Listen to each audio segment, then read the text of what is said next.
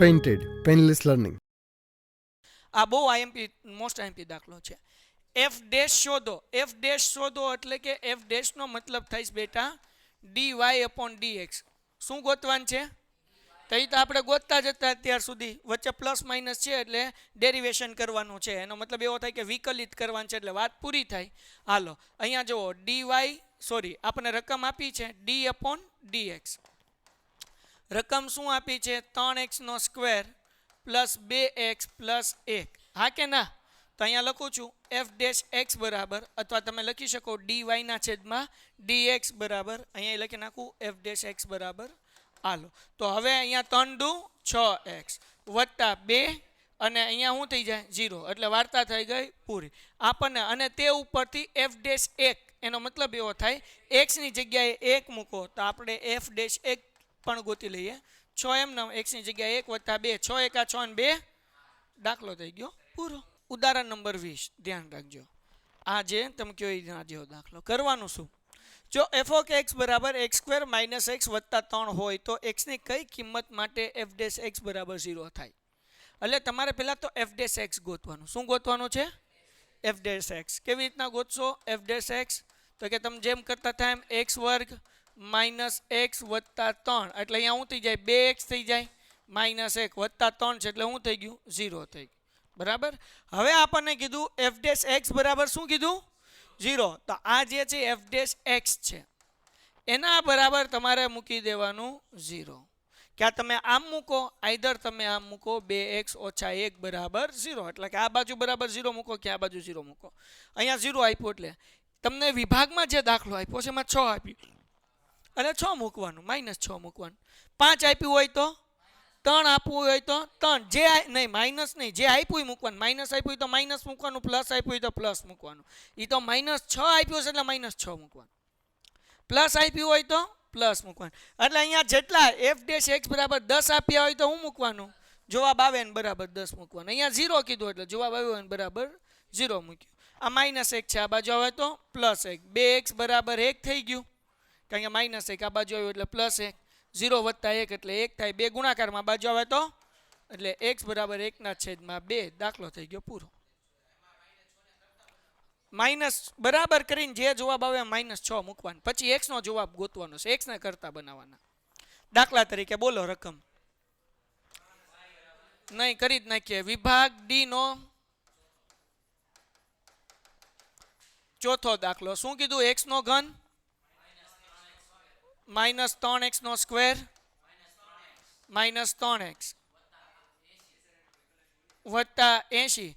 અહીંયા F dash x બરાબર તમને કીધું માઇનસ 6 લ્યો બરાબર. હા dy ના છેદમાં dx એફ ડેશ એક્સ 2 બરાબર. હાલો હવે અહીંયા ધ્યાન રાખો.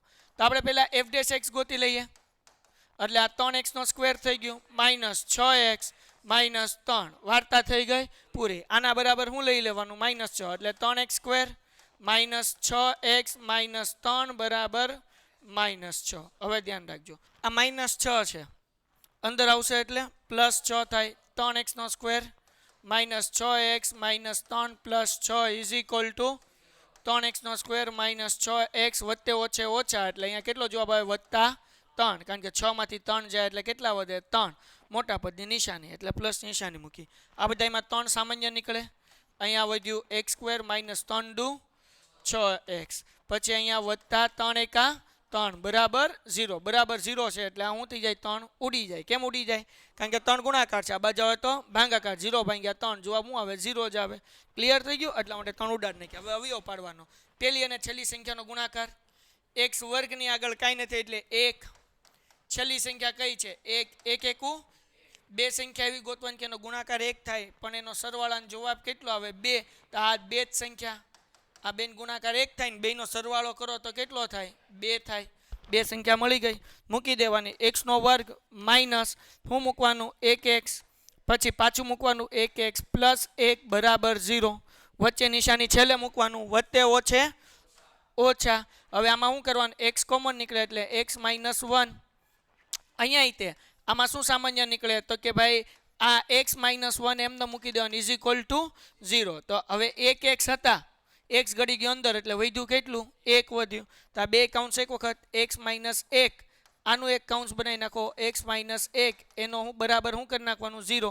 આ કેટલી વખત કાઉન્સ થઈ ગયા સરખા 2 વખત એટલે 1 x માઇનસ 1 એનો શું થઈ જાય સ્ક્વેર ઇઝ ઇક્વલ ટુ 0. અથવા તો તમારે આમ કરવું હોય તો કાઉન્સ ખોલીને બરાબર કરીને 1 આપી દો ઓર x minus 1 is equal two 0.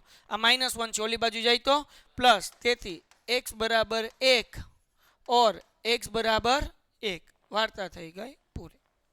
Done. તો તમારે પહેલા f ડેશ x ગોતવાનું ને બરાબર કરીને તમને જે આપ્યું એ મૂકવાનું.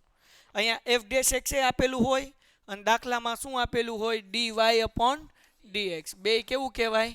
સરખું જ કહેવાય. ડન થઈ ગયું? ઓકે ચલો. હવે ક્યારે x આપ્યું હશે ને ક્યારે dy અપોન dx આપ્યું હશે. જો રકમમાં અહીંયા f ઓફ x હશે તો તમને એવું કીધું હશે કે f ડેશ x શોધો. જો રકમમાં y બરાબર હશે તો તમને એમ કીધું dy અપોન dx શોધો. સમજાઈ ગયું? ક્લિયર થઈ ગયું? તો તમને ખબર પડે કે જ્યારે y બરાબર રકમ આપી હોય તો dy upon dx, f of x આપ્યું હોય તો શું કીધું હશે f ડેશ x શોધો. ક્લિયર થઈ ગયું? Done. Okay. Painted Painless Learning.